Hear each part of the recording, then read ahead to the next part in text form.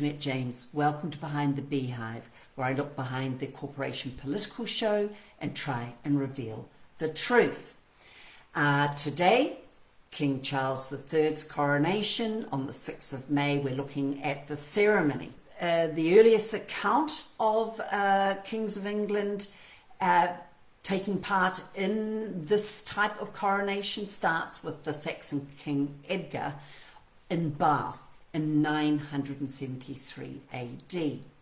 Then the king entered the church, then he lay prostrate in front of the altar, and then on rising he said the oath. So we didn't see any of that in Charles's coronation. Maybe in his 70s he thought he couldn't quite do that, but we haven't seen that in later or at least in the last century or so. Anyway, so but the protocols for the anointing part of the ceremony comes from the prophets of the kings of Israel, and we read about that in the Old Testament. It was conditional on their oath. After the Christian Reformation, because we know basically within the first 3 centuries AD, the Roman Catholic Church, the Vatican, it wasn't known as the Roman Catholic Church back then, it was known as Rome, because we had pagan Rome died, papal Rome rose. Caesar became the Pope, the Senate members became the bishops, and so forth. It's then that the pagan gods became Christian gods. They had a thin veil of Christianity put over them. Tammuz became Jesus. Isis or Ishtar became Mary. Osiris also became Jesus. There's a little bit of a mixture going on there with the way that they have the reincarnation and that sort of thing going on in ancient mystery religion. So after the Christian Reformation, what was patterned into the coronations of the kings and queens of England was this statement: the Protestant Reformed religion established by law. Elizabeth I particularly, she was tolerant of Roman Catholics in her realm, but she didn't want them in power, in any form of power in the government or in her courts. But this was first heard with Queen Anne in 1702. No monarchs would ever again be Catholic. There was a declaration made in the oath, and then that declaration was kind of taken out of the oath and was put into law. And we first see that with George IV, who removed it from the coronation service and put it into his first parliamentary visit in an act. So it sort of became a little bit more PC as the years rolled by and the decades and the centuries rolled by. And so by the time we get to Queen Elizabeth, we're seeing it a lot more soft. Roman Catholic Church has only really been known in the last couple of 100 years. The word Catholic just means universal. That word was always around, but Roman Church stole that and put it into their title of Roman Catholic Church. And slowly over the centuries, particularly in the last 100 years, less really, Roman Catholic Church has been seen as Christian. Never before was it. It was Romanism. It was pagan Rome with a thin veil of Christianity over it. So what do we see in King Charles III's coronation? It seems to be a really oxymoron of saying this but meaning this, and meaning this but saying that. So we do need to look at it very carefully and start to look at the essence and what's the precedent for this and when did this change. Then we start to see that this is less Protestant Christianity, which is the foundation of Britain and indeed the West. And you may have known or noticed as we had this coronation, overtly Catholic, that they snuck a little bit of Ukraine in there. Did you notice the blue and yellow carpet that we didn't see in Queen Elizabeth II's coronation? So we've got that statement in there as well, because at the end of the day, it's the elites that are in control. They are occultists, they are Luciferians, they are the ancient mystery believers, they hold that. This is the first coronation that Catholics are allowed to be part of. Obviously, this is a real big turnaround, the first time we've seen this turnaround in 500 years. After the Reformation, we had the Roman Catholic Counter-Reformation. They came back at us to win everyone back to Rome, to the Mother Church, as they call it. So we have Camilla, apparently baptized a Protestant, but married a Catholic chap, and married by a Catholic priest, and her son and her daughter confirmed Catholics. So again, there's this blurring. Charles, as we know, was opened to Roman Catholics. He actually postponed his marriage to Camilla to attend the funeral of John Paul. He also, before he attended his fourth Vatican visit in 2019, for the canonization of St. John Henry Newman, he published in the Observatoire Romano and also in the London Times hailing this event as a celebration. Charles said, not merely for Catholics, but for all who cherish the values of which he has inspired. Wow. Well, we know that the Second Vatican Senate has not changed from the first, which was the Council of Trent, and they are very clear in the First Council of Trent that Protestant Christians were to come back to the Mother Church, or they get what they deserve. There was no tolerance, and this is what Charles says is inspiration. Again, a big question mark over him as defender of the Protestant faith. Charles also headed up a 12-member Catholic delegation, and there was a pledge of allegiance to the new king. Cardinal Nicholas duly paid tribute to Charles, and his words were commitment to a religious faith. And he assured Charles that he had full Roman Catholic support. Well, you don't get that endorsement unless you have contracted, unless you have a pact organized. And I talked about what that pact might have been in yesterday's video, in part 3 video. Now, we've talked about Westminster Abbey being dedicated to St. Peter. Jupiter had a Christian veil placed over him, or what some Jesuits coin as a baptism, a Christian baptism of their ancient mystery gods. So Peter, when we hear the Pope or Roman Catholics talk about Peter, St. Peter, they are talking about Jupiter. We hear it as Peter because we're just the human cattle here. They hear it as Jupiter because they're insiders in ancient mystery religion. He's the most revered god of Rome. He is Zeus to the Greeks, Marduk to the Babylonians, Baal to the Canaanites, Adad to the Assyrians, and Enlil, the hoofed, horned lord of demons, to the Sumerians. Zeus is talked about in Revelation, in the last book of the Bible, Revelations, chapter 2, verse 13. It states that Zeus is Zeus's seat is Satan's seat. When you look at Helena Petrovna Blavatsky's work, she makes it very clear in black and white in her writings that Set is Satan. Zeus is Satan.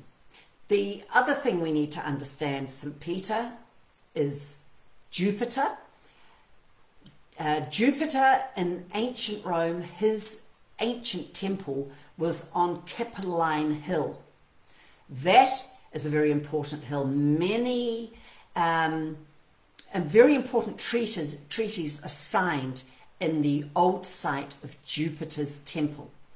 This is modelled in Washington, D.C. They have Capitol Hill there, don't they? That is the seat of Jupiter in America, fashioned directly from Rome, the 7 hills of Rome. Even the coins, the ancient coins, had the Mother Church, or even in pagan times, and then moving into Christian times for Rome, from pagan Rome to papal Rome. There's the Mother Church, Romanist Church, the Vatican.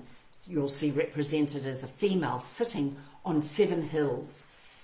It was the Caesar on one side because he was Osiris in this earth, and the woman sitting on 7 hills. That's who the Pope says he is today. He is God because he is Osiris in this earth. He doesn't profess to be God or Jesus. He professes to be Osiris because this is ancient mystery religion. It's got nothing to do with Christianity. So Capitoline Hill, on the ruins there in the temple of Jupiter, was where the signing of the EEC, and it was seen by those in the know as not just a signing of a new document, a unification of Europe, including Britain, and they made a target for Britain. Britain, they said, had to be in at all costs because they knew they had to take down Britain. They knew they had to take down America. Then they can take down the world, and the Vatican then can be in charge as a one world government with a one world religion. So let's have a look at Charles's invitation, because if we're looking at the ceremony today, we need to look at where it actually starts, right at the beginning, with your beautiful invitation, which really, if you've got one, it starts worth quite a lot of money. Are we seeing Christianity there, or are we seeing paganism? Are we seeing sun worship? Are we seeing ancient mystery religion? Well, let's have a look. Okay, so we have this very pretty and first time in colour, by the way, and it looks lovely. It looks like, you know, maybe some kind of house and garden invitation to a open garden tour or something, because we see some interesting things there, and they look very occult. They look very ancient mystery religion. They look very Roman Catholic. They look very esoteric. And the first thing that hits you in the face is this little green face at the very bottom of the invitation. It looks like it's symbolic of pantheism, which is the seat of Mithraism, which is the esoteric Roman Catholicism. And you might sort of think, oh, that's just a green man. That's just, you know, there's a pub down the road where we're staying here in Ringmer at the moment. It's called the Green Man. And on the outside, there is a face very much like the face of this character in the bottom of the coronation invitation, except for one small clue.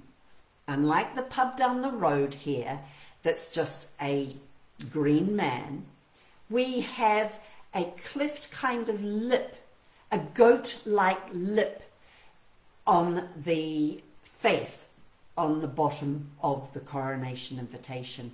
Clearly a goat. So straight away, we have got that understanding that Charles himself understands the occult, esoteric knowledge of Mithraism, of Roman Catholicism, the insider knowledge, because this is Pan, the god Pan. He comes as a goat in his evil form. He has horns, he plays the pan flute, he terrorized, he raped, he pillaged. He was a very aggressive, ugly god of the forest. We know King Charles is all about being green and looking after our forests, but I suggest he's just doing what he knows God Pan would like him to do. This has got nothing to do with keeping our world beautiful and pristine. The elites, his mates, ruined it back in the 1960s. They were given permission to destroy and ruin and pollute. Then we, the people, were blamed for it. Pan is known by or seen around Catholic cathedrals as David. We're told that's David.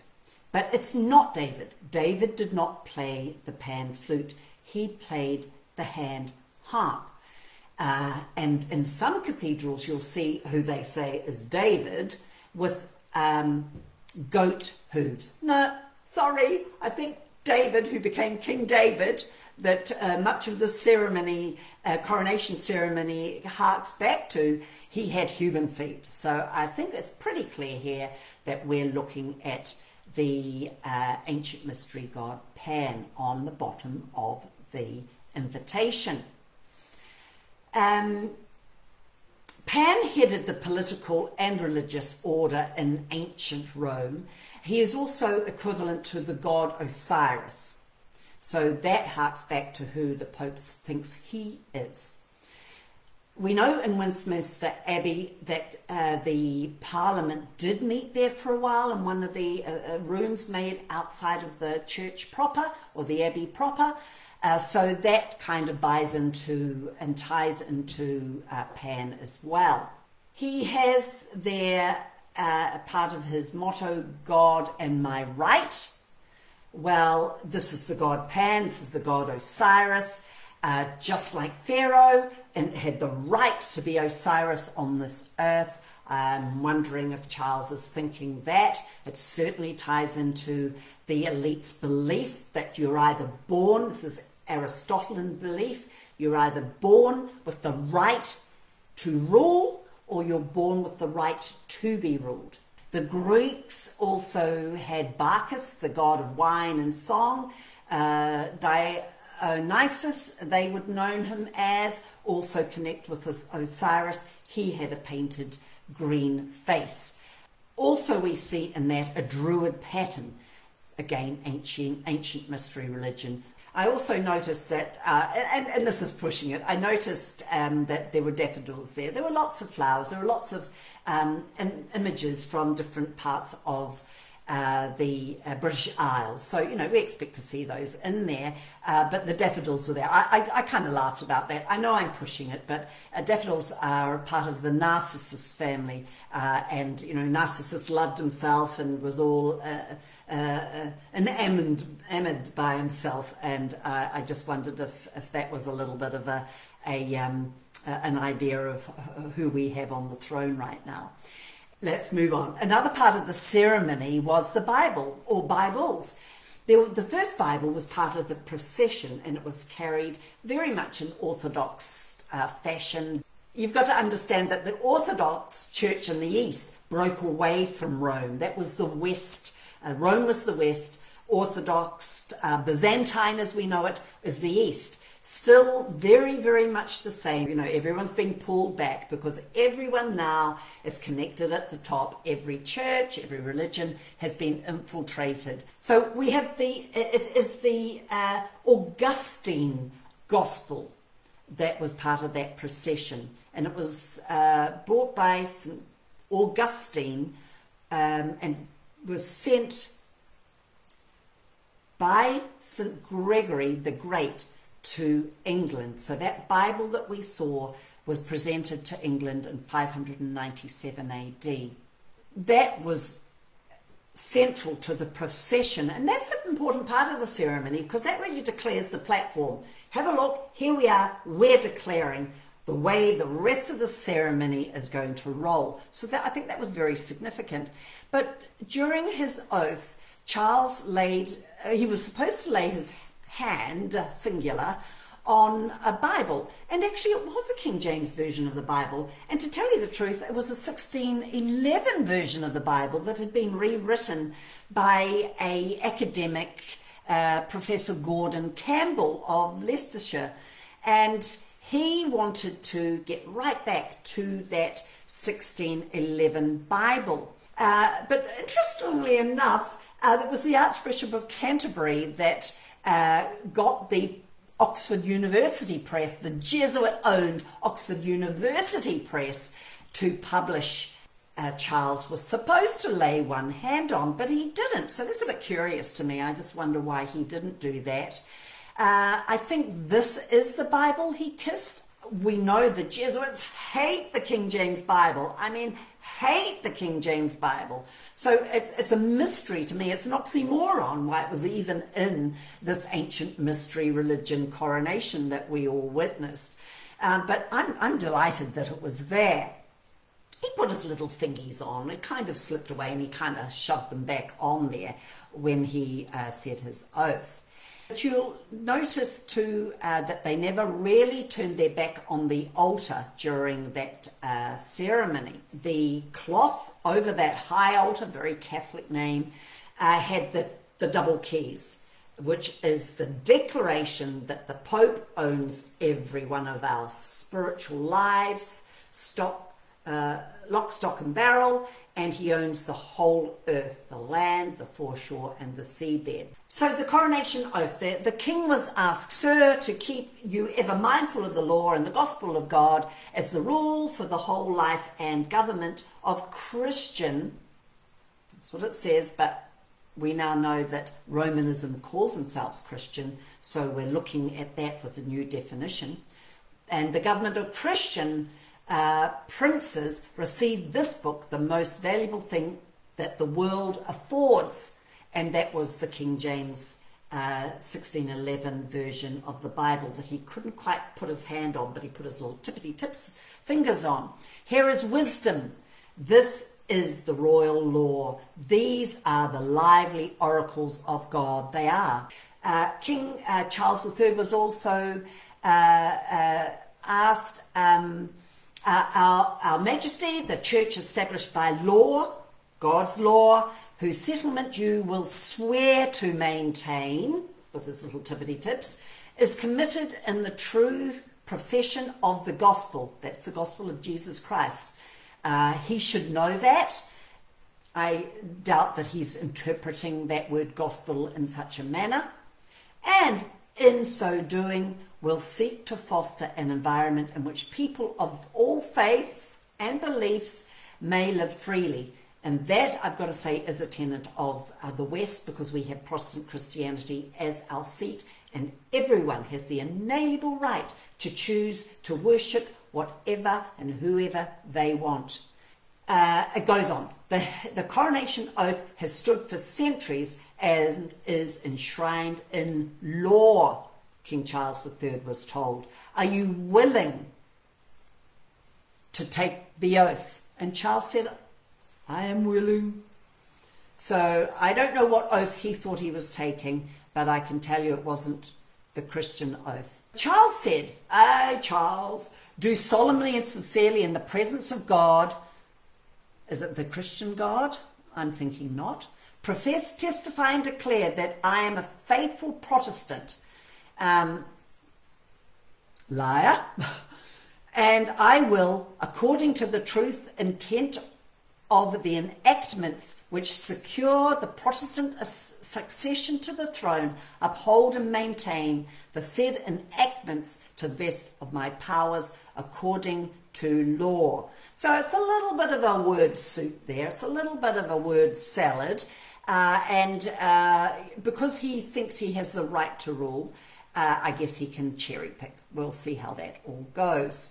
But it does mean that we can hold him to his contract. If he doesn't, his monarchy, his throne is null and void. After he said all that, he turned to the chair of a state, and again with all this Catholicism and the claims that the Pope owns everything. I think we know whose estate that chair belongs to. Right, now we've got another part of the procession, and it is the Cross of Wales. And so we're going to have a look at that, because that doesn't seem very Christian. Do you know, where did we have all those wonderful revivals It was Wales, the Welsh revivals. That's where we get all this beautiful singing and choirs from in Wales, and the beautiful hymns that came out of Wales.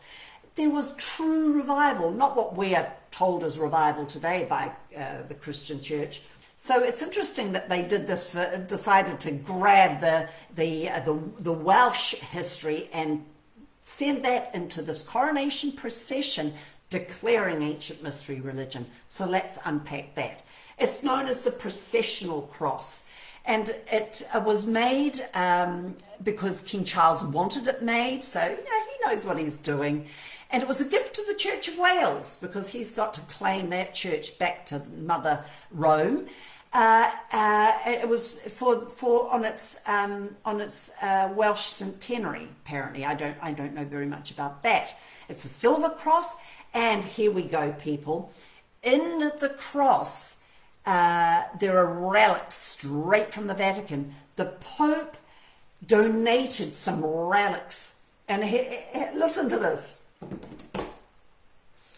The Pope says that these little splinters of wood came from the real cross of Jesus. Mr. Pope, he gave a couple of splinters, and what he did, now listen to this, what he did is those little splinters were cut into cross images, the cross, because the cross is one of the most highly satanic images out. In an ancient mystery religion, in occultism, that is just highly satanic. So that was claiming on top of the Protestant revival in Wales, it seems to me. I know the cross is seen as a Christian symbol today, but you will notice in many Reformation churches they didn't have it there. That's kind of crept in since. Yes, they're close cross. We don't have Jesus still nailed onto it like the Roman Catholic churches do, because that's Osiris, and he goes down and dies every night and is risen every morning. That's Horus. That's where we get our word horizon from. Horus has risen, horizon. So what did Vatican sources have to say? The Vatican source didn't want to be named, no surprises there. But he said this, the Holy See, that's what the Pope calls himself, the Holy See, and that comes from ancient mystery religion when they had the Minoans worshipped this snake goddess, and her hands are up like that, just like you see outside the EU Parliament, riding the bull, and she had boggly eyes because she was all seeing. So that's why the Pope calls himself the Holy See. So let's read the quote from this unknown source in the Vatican. The Holy See gifted 2 relics that were preserved in the Lipsanotica room of the Vatican Museum.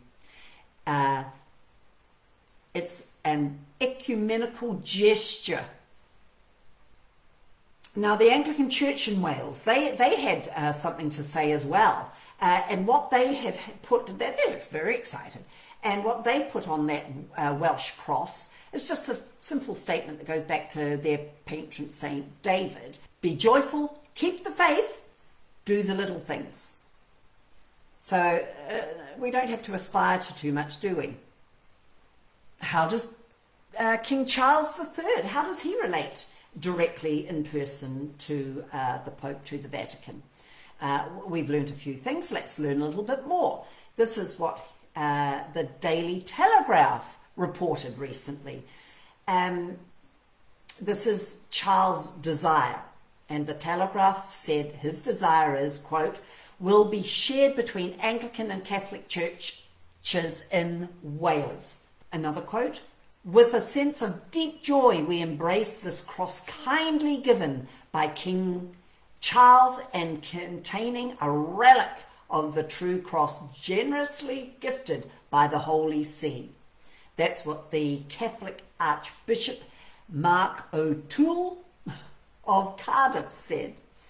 Father Timothy Radcliffe said this, being a Roman Catholic himself, clearly, Catholic social teaching could be a precious gift for the nation needing to renew its social bonds and rediscover a common life and purpose.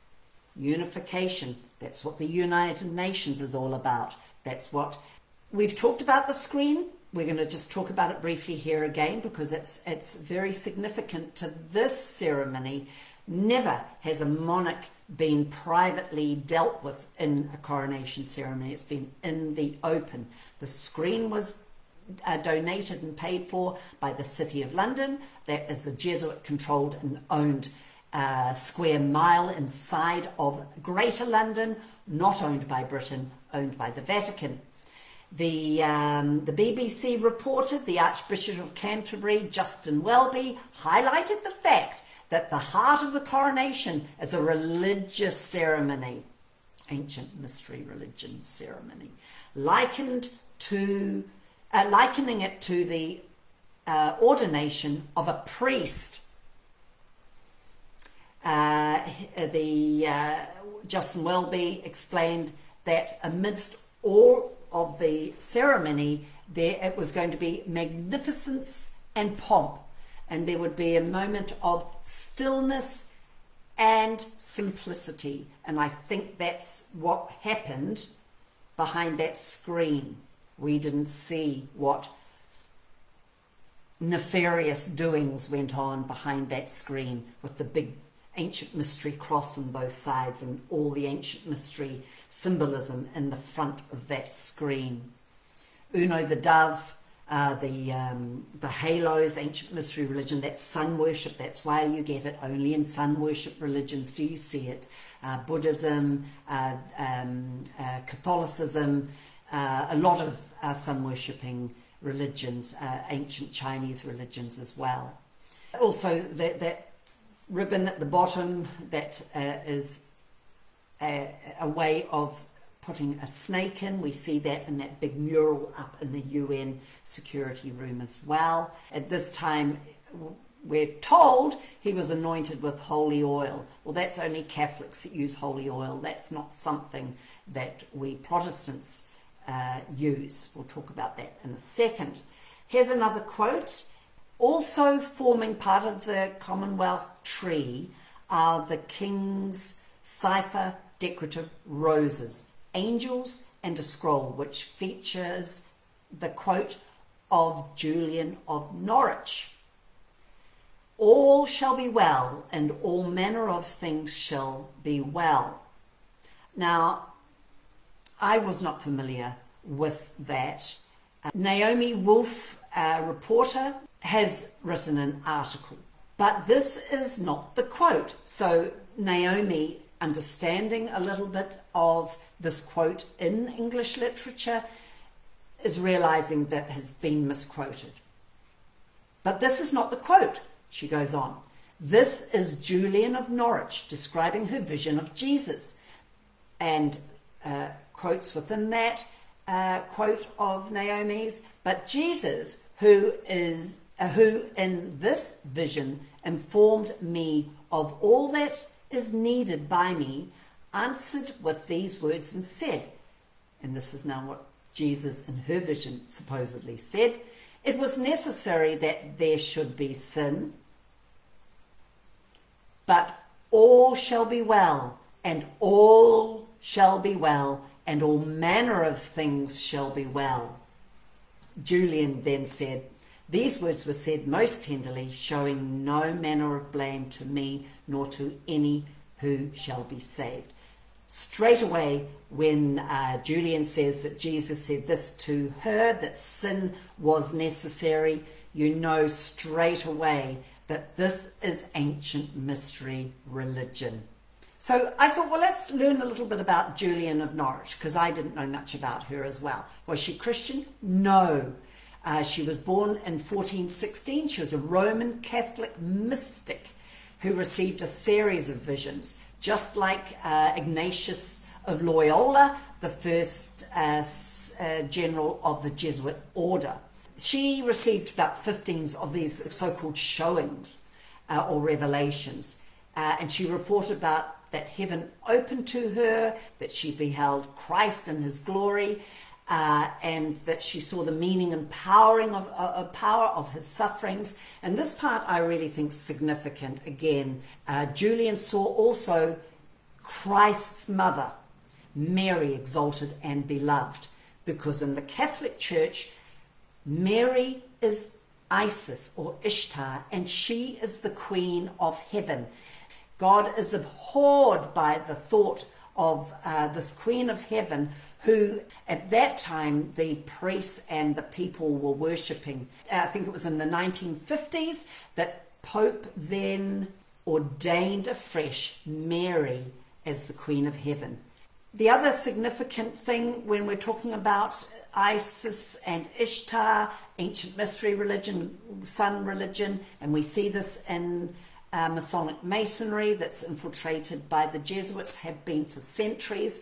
The east side of the Masonic lodges are lit, the west side isn't. And Charles faced the east in his coronation.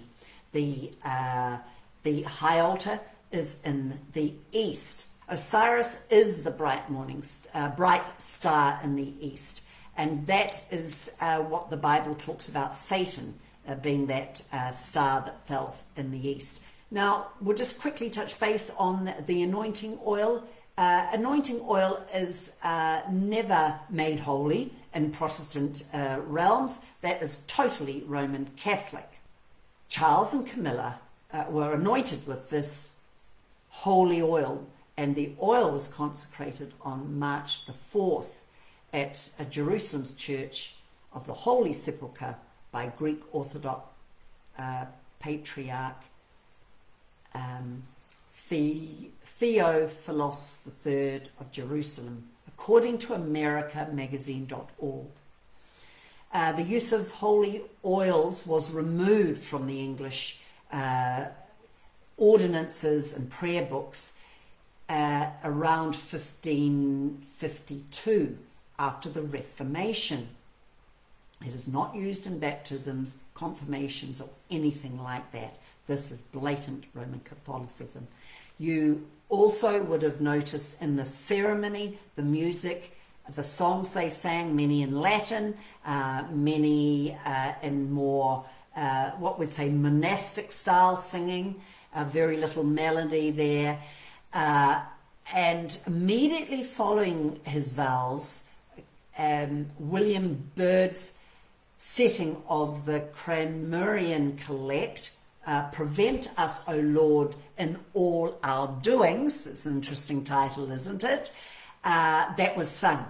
William Byrd was a confirmed lifetime Roman Catholic, stood up against Protestantism, not in a way that got his head lopped or put him into the tower, but against Queen Elizabeth I.